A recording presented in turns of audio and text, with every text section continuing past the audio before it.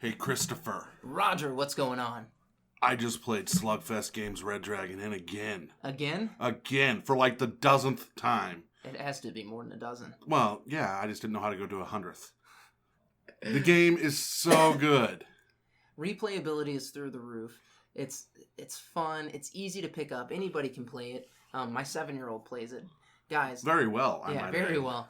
You can go to slugfestgames.com/ETG for a little bit more information on games like Red Dragon Inn, Battle for Greyport, High Noon Saloon, and Fishing for Terrorists. So again, that's slugfestgames.com/ETG. Oh! Well, there you're a guy in a cape? Yeah! Or a rogue who's sneaky.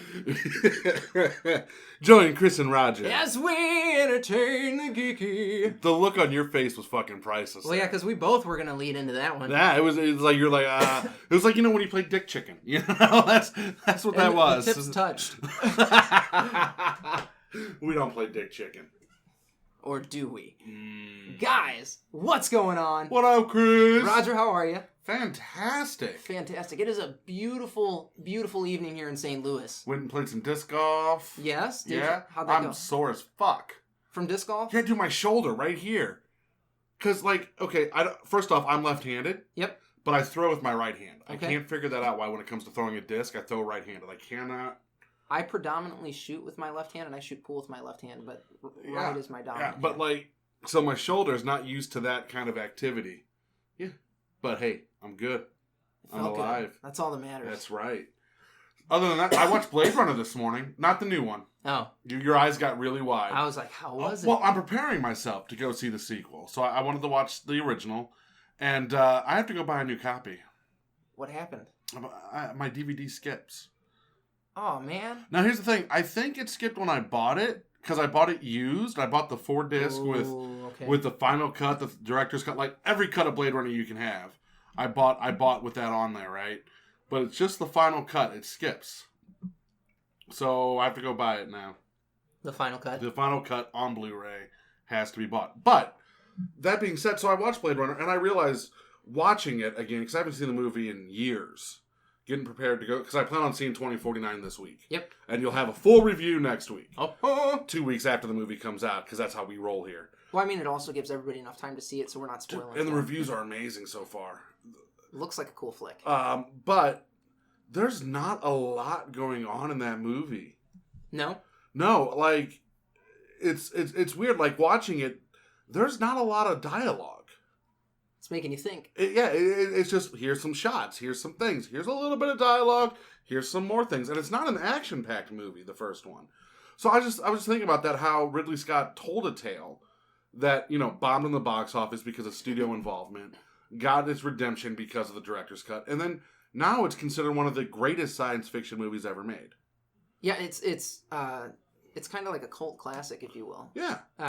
It's not a cult movie. No, I mean, but it's kind of got that status like The Crow almost. Once you take away that happy studio ending of them driving off in the sunset that just totally fell out of fucking place, the movie is visually stunning.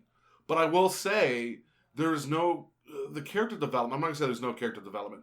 The character development is so subtle that unless you're actually paying attention to this film, you don't get it.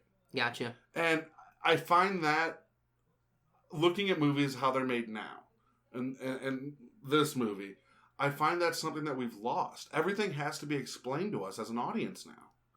Like we want to, yeah, we want to drill in our head that this is the good guy, this is the bad guy, and the bad guy is going to do bad shit. And in Blade Runner, there was no good or bad guy. It was just this is his job, this is what he has to do, and as he's doing it, he realizes that these androids have feelings. You know, and I think that's a really interesting point that you brought up there. It would be cool if we got more movies where we, the viewers, got to decide who the good guy was and who the bad guy was as the movie played out. Who's the protagonist? Who's the antagonist? One of the things that I think makes that a difficult story to tell or something that's difficult to convey is, as a writer, I think it would be really easy to pick sides or to identify with a character that you're developing through the course of a story. I think the bigger issue is now it is about the good and the bad, you know, good guy versus bad guy. They've forgotten the journey. We have forgotten that the actual journey is what matters. Our heroes struggle through the journey. And now when we have a clear defined good guy and a clear defined bad guy going into the movie, or into any form of medium at this point, it's strictly, the good guy is going to come out, okay, the bad guy is going to be defeated somehow. And occasionally you have movies where the bad guy becomes a little bit cooler than the good guy. Darth Vader, Star Wars. We need a good guy or a bad guy wins movie. Yeah. Uprising needs to happen. Or what is it? Empire. Empire needs to happen. No, we need a movie like that. I think we need a movie like that. I think we as an audience, and this is why I'm really excited to see 2049, because all the reviews have been saying this is not a action movie. It is not a go and sit down. You have to pay attention. That's good. And for the past 10, 15, 20 years as audiences, we've just been like, ooh, look at the pretty lights. And when a movie comes along and forces us to think, they do it in a way like The Martian or Interstellar, to where it's still candy-coated. I mean, it's not hard thinking movies. It's, oh, okay, they're going to do this now. There's been no, like watching Blade Runner today, it was, and like I said, I haven't seen it in years, and I was taken away about how much you see his character from the beginning to the end of the movie change, but it wasn't like he changed who he was. He was still that gruff, pissed off person in the first 10 minutes as he was at the end. It's just his outlook has changed. I actually haven't watched Blade Runner in years either. I need to borrow that from you. I'll loan it to you when I get it on DVD, on Blu-ray. Because yeah, I need to go back and rewatch it. I have not seen that movie since probably like 1997. Yeah, well, I remember the first time I watched Blade Runner, it was one of those, like, everyone's like, oh, you gotta watch it because it was the cool thing to do. And I watched it and I went, this movie sucks. But I was 12. And now as I've gotten older and like went to school to be a director and all that stuff, learning how film is made, I've come to appreciate. And then I see what he's done, especially in the fact it was the 80s. The special effects in the movie look a hell of a lot better than some of the special effects today. I watched Monster Club with the kids yesterday. That's a good movie. It is a good flick. And Stan Winston is the special effects company. May he rest in peace. That did that. Yeah. That did the special. And it was practical effects. Yeah. And they looked fantastic. And Christopher was saying, like, because the opening sequence, you see the storming of Dracula's castle. Mm-hmm. And Christopher's like, this looks real. Because it was. And I was like, Christopher, they're using practical effects. And I got to explain to my kid the difference between CG and a practical effect at that point. Wait about 5 years when you can show him Predator. Right. Right? I mean... so I'm explaining that to him, and then he's like, well, these zombies that just popped out of the ground look kind of tacky. And I'm like, buddy, those are animatronics. And they did this movie, it was late 80s, early 90s. Yep. And it wasn't extremely high budgeted either. It's a cool flick, though. Like, it's a cute kid movie. Yeah. An adult can watch it and have fun with it. The Frankenstein monster is amazing in it. Like, beautiful. I loved it. I miss practical effects. That's why I think, yesterday at work, Jurassic Park was on the TV. Mm-hmm. And I was just watching Jurassic Park, and I went, the CGI was really good. It holds up. But more than that, the practical effects still hold up. Oh, yeah. In a lot of movies, a lot of times practical effects do age. They do. Well, yeah. I mean, stop motion always got better. And then it seems like we hit the stop button on practical effects. And we allowed CGI to take over. That's why, like, Del Toro's Pan Labyrinth is so amazing. Because it's makeup and practical effects, and here you go. I miss movie magic. Practical effects are beautiful. I miss it. Well, and if you can do a practical effect, like in Indiana Jones, The Melting of the Face, I actually watched a small documentary on that effect. Yeah, and that's like a 30-minute documentary just on that. And yeah, they're explaining how they created it and how they used gelatin and this, that, and the other, and blew it with hot air guns. And he's like, the effect artist that created it, he's like, it looks pretty good. He's like, if I did it now, he's like, I would still do the practical effect. He's like, but I would use some CG to spruce it up. Which is fine. I think that's the issue is CGI was originally meant to spruce it up. I mean, you couldn't do Terminator 2 without CGI. Correct. You just couldn't. So it has a time and a place. It's just we as an audience have allowed our directors and our movie studios, which are our modern storytelling capabilities. Mediums, yeah. Like movies today are what radio shows were in the 1920s. They're what books were in the 1800s. This is our medium for storytelling. This is how we are going to learn morals and all that crap. Well, and speaking of storytelling, I want to tell you guys a story. I want to tell you a story about where you go when you're done adventuring. You go to the Red Dragon Inn. That's where. You can drink, gamble, and roughhouse with your friends all in one awesome inn. Roger, you look stunned. Well, I was just thinking about the place to find all the information on Red Dragon Inn would be slugfestgames.com/ETG. That's correct. So guys, if you're looking for a fun game that you can play with your friends when you're done adventuring, go to slugfestgames.com/ETG for more information. Yeah, I just think we've allowed our artists become lazy. I mean, even if you look at, there's a lot that goes into doing computer effects. There is. I'm not saying there's not, but we've allowed our... Like, watch Bram Stoker's Dracula, directed by Francis Ford Coppola. Yeah. Now, that movie came out in the early to mid 90s, right? Yep. Okay, when he made that movie, he said, we are not going to use any effects or any camera tricks that weren't used in the 1900s when this story was written. That's awesome. So that's why you look at the movie and it's got this weird look about it. That's because he's using... That movie has such a sexy look about it, though. It does, and he's like, we will not use anything that wasn't available then. So makeup and the camera tricks and how to do some of the shots that they did was all tricks that they used back when cinema first started. That was some fine filmmaking, though, because that's a cool movie. It is a good movie. That is a cool freaking movie. Anthony Hopkins was amazing in that movie. Now I want to go home and watch Dracula. The Wolfman rape scenes. Yeah. That shit is intense. It is. It's a tough movie. It's a tough movie to watch. That's a racy movie. Like, it is. Especially when you look at, you're like, oh, early 90s. Because we had kind of, I feel like in the early 90s, we had this resurgence of conservative values. Yeah. That kind of carried through until about, 2008. Okay. We had this time where everything had to be wholesome and good. And but even then, well, you say that, but look what the 90s gave us.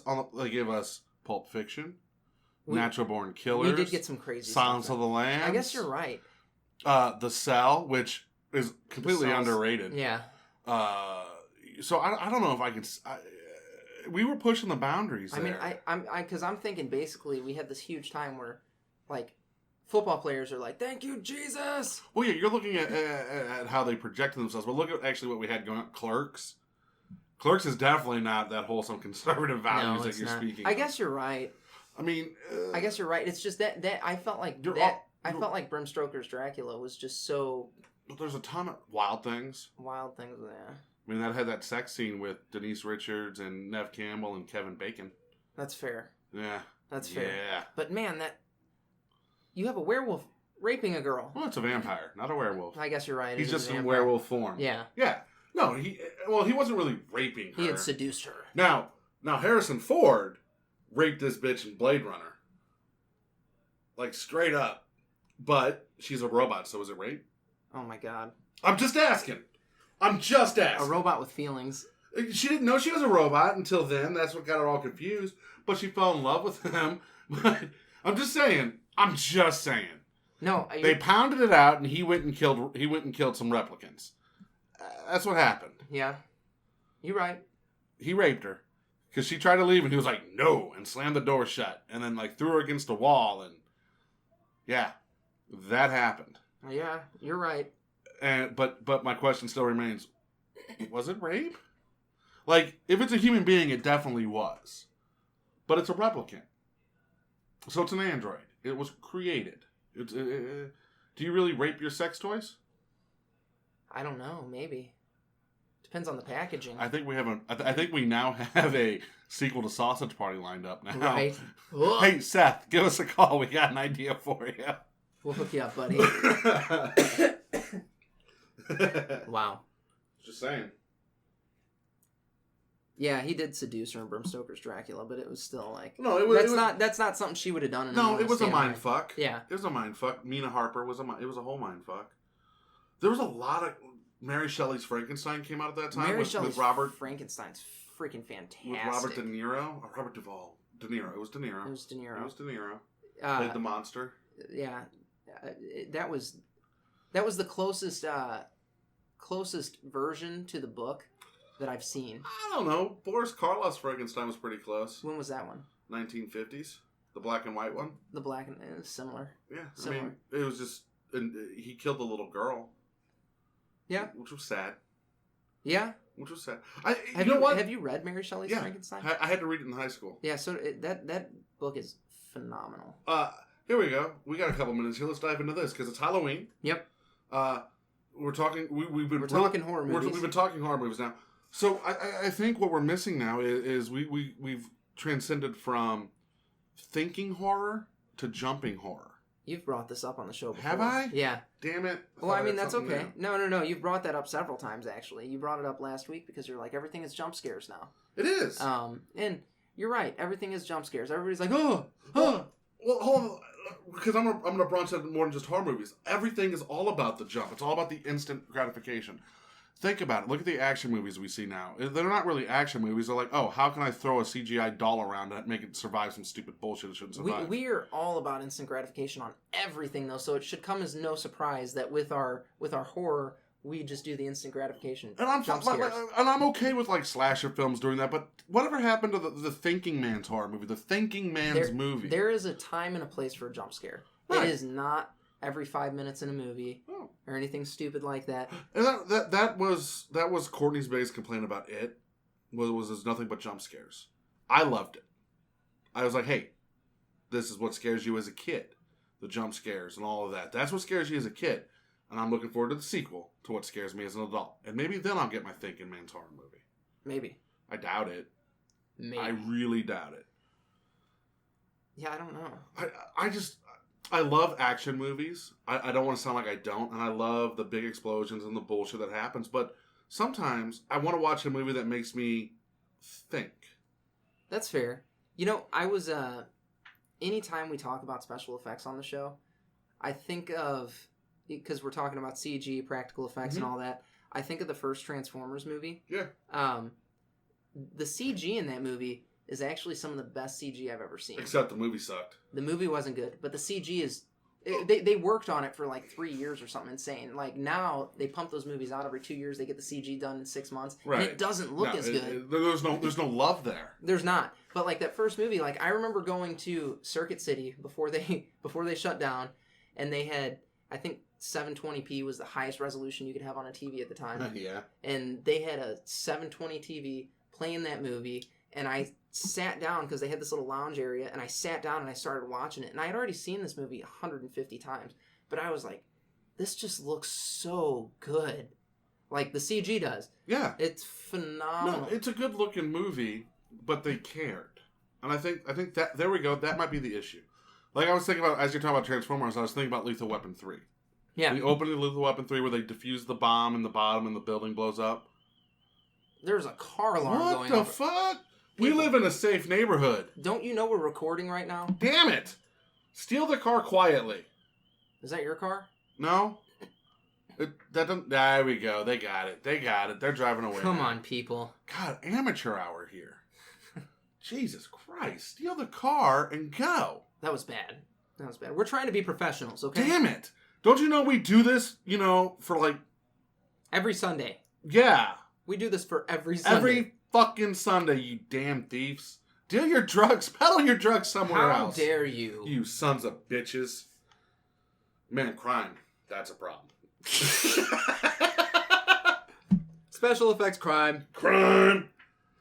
We need to do an episode where we do nothing but talk about, because we do this sometimes. We'll start the premise of a movie and we're like, we should just write this movie. Okay. We need to do an episode where we do nothing but talk about how we would make a horror flick. Okay, so here's what we got lined up for tonight, or for this week, guys. Let's give you. So you lay it out. Let's lay it out. So you got this episode, which, this is us talking about special effects. Blah, You've got a versus episode of, and the votes were calculated. I actually did get a vote. They want to hear Freddy Krueger versus Michael Myers. I like it. So that's our first versus. And then I want to talk to you about other verses. Third episode tonight. Let's do a horror movie. Let's walk them through a horror movie. Let's walk them through a horror movie. We'll make a horror movie with you guys. Let's make a horror movie. Yeah, I'm in. Fuck it, let's do it. It'll be fun. Hey, you know what else I need to do? Guys, you need to go to cloud9comicsandmore.com. Why do you ask? Because I know there are holes in your collection that you need filled. I know that there's a CGC graded book that you want to hang on your wall or add to your collection. I know there's posters, there's pop figs, there's something something geeky that you want that you don't have, and Cloud9 Comics and More is the place that you can get it. If you are looking to unload some of your collection, they are always buying and never disappointing. You can call Paul Gubney. He is the man behind the company. He's the owner, operator, beast mode. You can give him a call at 314-691-2864. Hey, and guys, when you're done over there and you've ordered your prize collection and your awesome new CGC traded comic, head on over to entertainthegeeky.com. There you'll find all of our social media. Like, comment, subscribe. Tell us you love us. Tell us you hate us. Tell us what scares you. Ooh, tell us what scares you. And if you're not following us on Facebook, you need to. Some stuff dropped today. Like that stuff. Like it all. Yeah, I mean, our Instagram is becoming more and more active. Hey, guess what? What? There's a picture on Facebook that's very important, and I want them to go hunt it out. I'm not going to tell them what it is. It's very important. Very important to us and to you. Go hunt it out. Look at our Facebook page. If you find it, comment. Say, found it. Found it. Found it. You posted it. I found it. I know. I know what I posted. Guys, as always, stay geeky.